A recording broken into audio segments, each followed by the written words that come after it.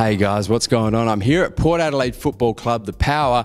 I'm here with their Strength and Power coach, Ian McKeown. Going to be talking a little bit about how the Power and AFL footballers in particular go about their Strength and Power training regimes. Ian, how exactly do you set the Strength and Power training regimes for the Power players?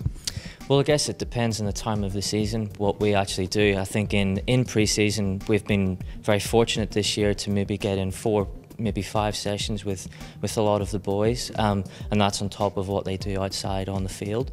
And then obviously in pre-season, what we have to do is we have to go around what time the games are on, what day the games are on, so our microcycles are based around when the upcoming game is rather than the subsequent game, and then I guess everything revolves around that. Yeah.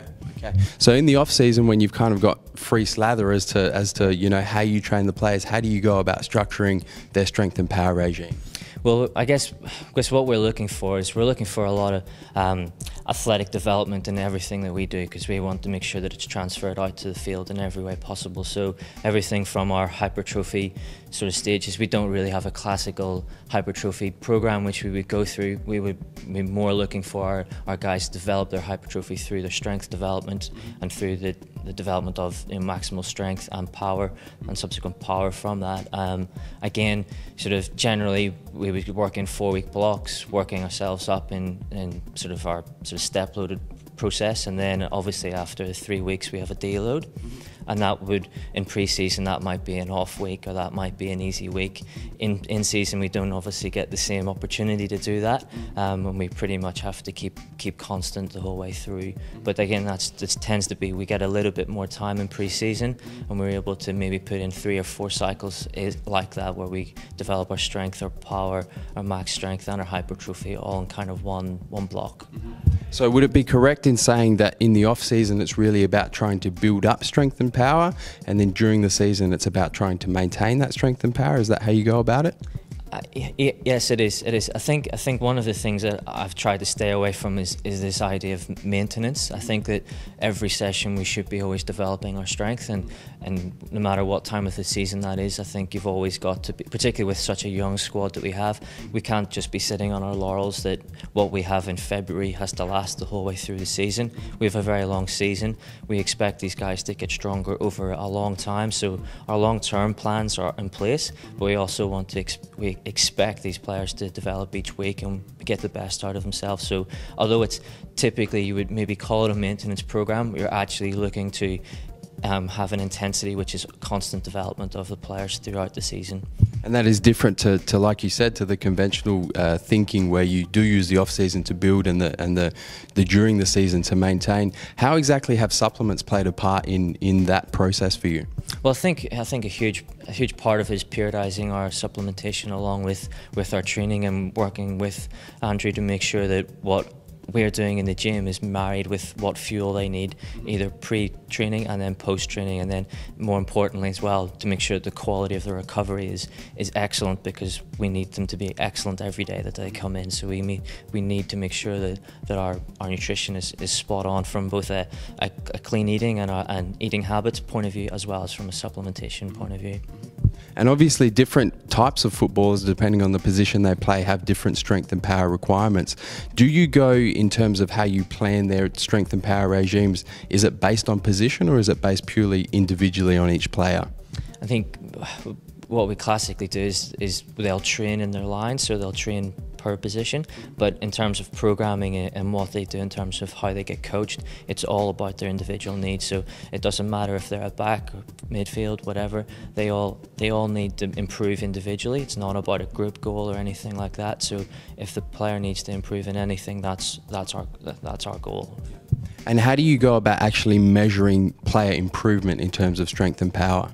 Well, I think that's one of the things that I've tried to bring in this year, is we've got quite a sophisticated assessment tool which we use. We have weekly monitoring, which is done with the jump jump testing, which is with gym aware system, where we're looking at max velocity, peak power each week, mean power per week, and how many watts per kilo they produce, and making sure that we can keep that consistent the whole way through the season. We also use isometric pulls, so from mid-thigh isometric pulls, which are a classic way of looking at our rate of force development and making sure that we're actually having peak force development within our programs, rather than having to expose ourselves to maybe maximal lifts, which can be dangerous possibly within the season, particularly with fatigue players. This is our way of looking at it from a more sophisticated point of view.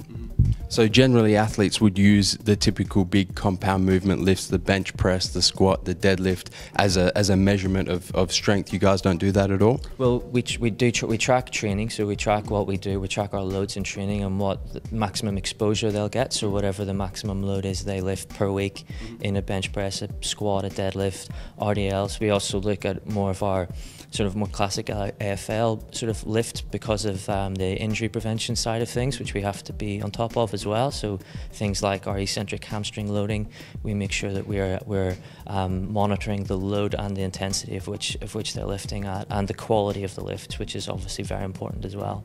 So in terms of the actual kind of exercises or the actual program you put players through, is it the kind of scenario where you come through and you say, okay, on this day you guys are going to do a chest workout, on this day you're going to do an arms workout, or is it based on movements instead?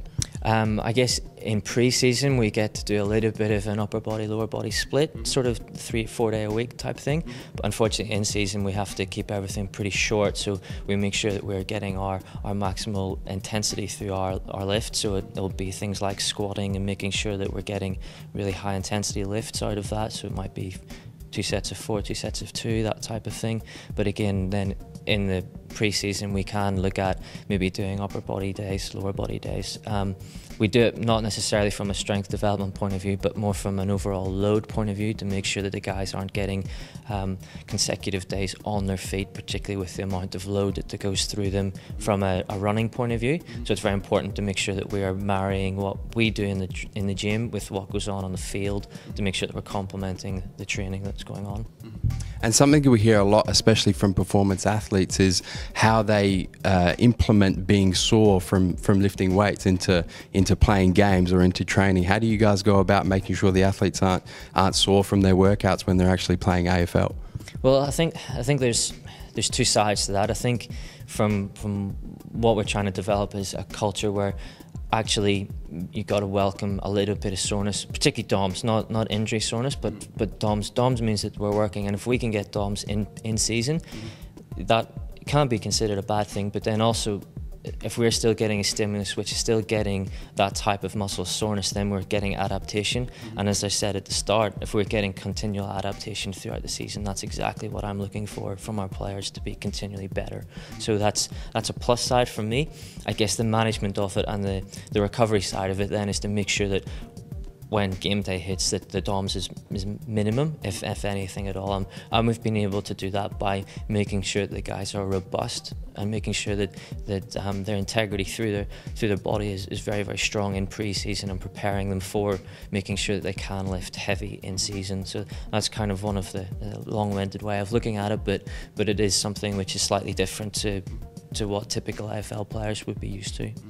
And a lot of young aspiring footballers look up to Port Adelaide, look up to the Power, and want to know what you guys are doing. What would you recommend for a young aspiring footballer? I guess, the most important things about a strength and power program that's going to help them take it to the next level. I think the big thing is not to chase numbers. It's not to go out there and put yourself on the line as an AFL player saying that you can bench 120 kilos, you can squat whatever. I think from my experience, it's all about how well you can do things.